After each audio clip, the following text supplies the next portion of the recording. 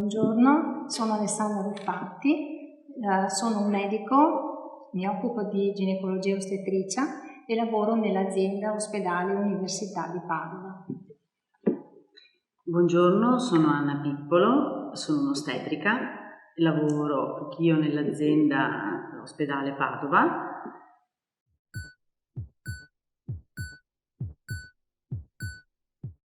Oggi parleremo di allattamento.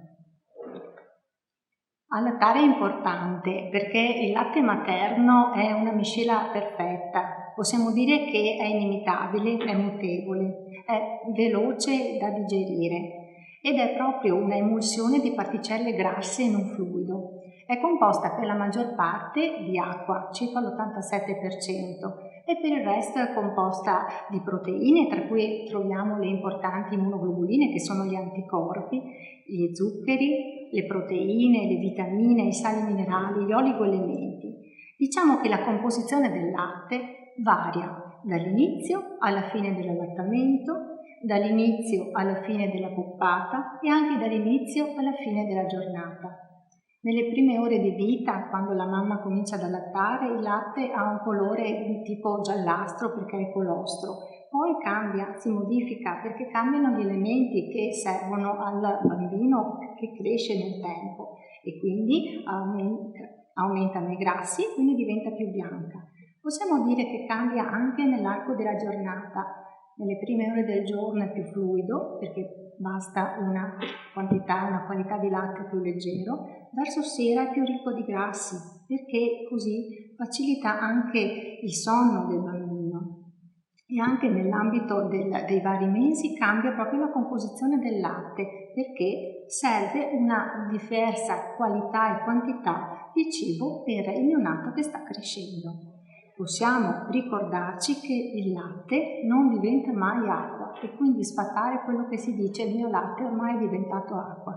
No, non è possibile, anche se sembra acqua, contiene sempre elementi importanti per il nostro bambino. L'OMS, l'UNICEF, il Ministero della Salute e proprio le principali società scientifiche raccomandano di allattare il bambino esclusivamente al seno fino al 6° mese di vita e poi di associare altri elementi continuando comunque ad allattare nei momenti necessari al bambino durante la giornata. Dobbiamo puntualizzare che i bambini allattati al seno si ammalano meno, hanno meno rischi di infezioni, hanno meno rischi di malattie per quanto riguarda l'intestino, hanno meno diarrea e si rafforza moltissimo il loro sistema immunitario e ricordiamoci che anche lo sviluppo cognitivo migliora nei bambini che sono allattati al seno. Anche le mamme ricevono numerosi benefici dall'allattamento. Il beneficio principale, il primo che si ha subito quando si attacca il bambino dopo che la donna ha partorito, è ridurre il rischio di emorragia postparto perché favorisce le contrazioni dell'utero e quindi riduce il sanguinamento. La mamma poi quanto più allatta più avrà benefici perché nel tempo noi vediamo che c'è una riduzione del rischio di tumore della mammella e di tumore dell'ovario.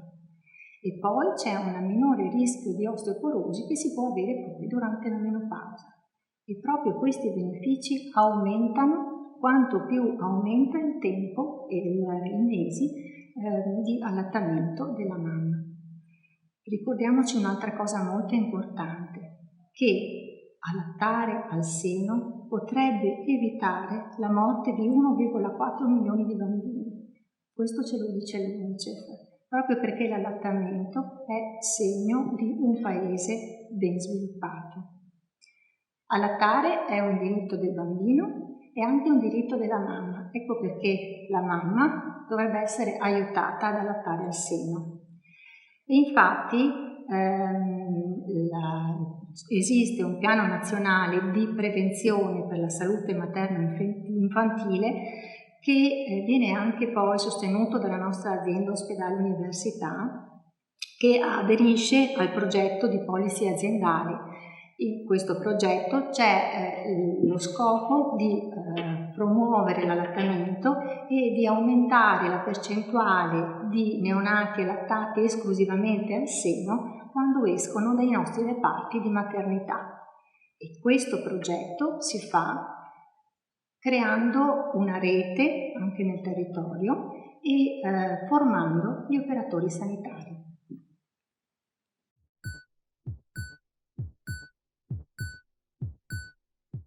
Sì, è possibile, è molto più difficile, ci sono molti più ostacoli e la donna deve avere una grande motivazione, tanta pazienza e tanta costanza, ma il ruolo del bambino in questo caso viene svolto dal tiralatte. È un dispositivo che aiuta a stimolare la produzione di latte e viene infatti utilizzato circa 8-10 volte al giorno per un periodo circa di 10 minuti e piano piano all'inizio usciranno poche gocce, usciranno le gocce di colostro come se fosse proprio il bambino che si attacca all'inizio e poi aumenterà sempre di più la produzione di latte. Diciamo che il latte della mamma di un bambino prematuro è diverso rispetto al latte della mamma di un bambino nato a termine, perché ha sostanze diverse molto più utili al bambino che è in terapia intensiva, perché lo aiutano soprattutto contro le infezioni, lo aiutano a proteggere il sistema nervoso, quindi lo sviluppo cognitivo, neurologico, e lo aiutano proprio anche a ridurre il rischio di problematiche intestinali.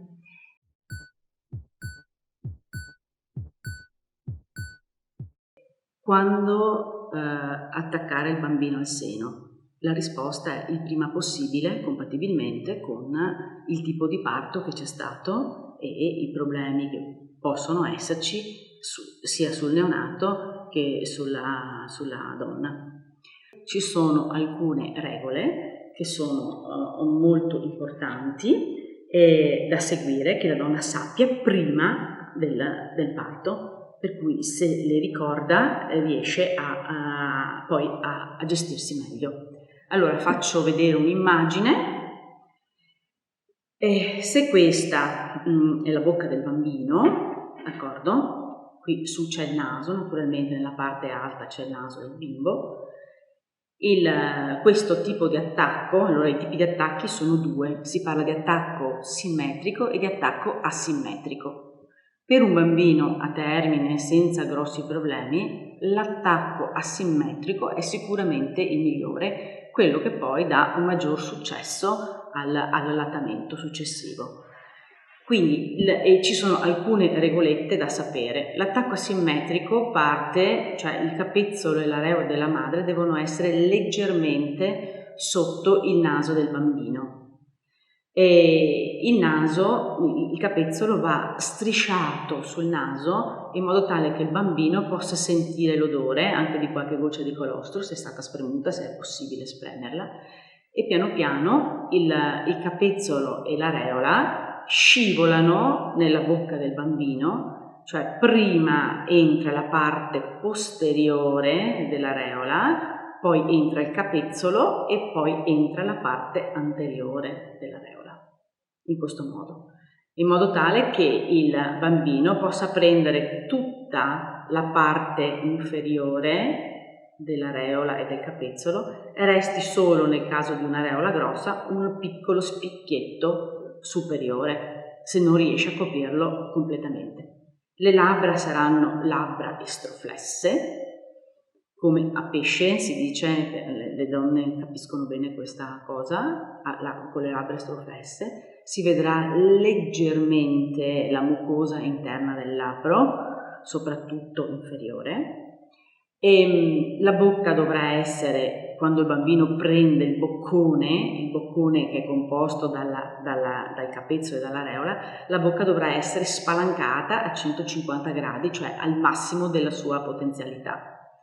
A questo punto il mento del bambino appoggerà nel seno materno, le narici sfioreranno la pelle del seno ma saranno libere per respirare, e però il bambino verrà appoggiato bene al seno. Più il bambino è appoggiato bene al seno, più l'attacco è un attacco profondo. Attacco profondo che cosa significa? L'attacco profondo ha una grossa differenza con l'attacco superficiale, perché nell'attacco profondo capezzolo e areola arrivano nella parte molle del palato, quindi non possono essere schiacciati. Se il capezzolo e l'areola arrivano nella parte dura del palato, invece, possono essere schiacciati e quando il capezzolo esce avrà la forma di una sigaretta allungata, come quando si brucia una sigaretta, e sarà dolente, la donna avrà dolore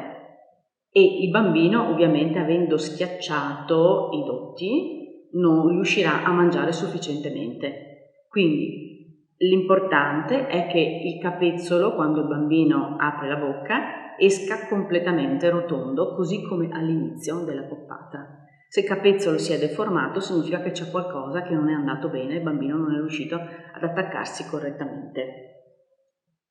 E un'altra cosa importante è l'allineamento del bambino al seno, quindi il bambino deve essere posto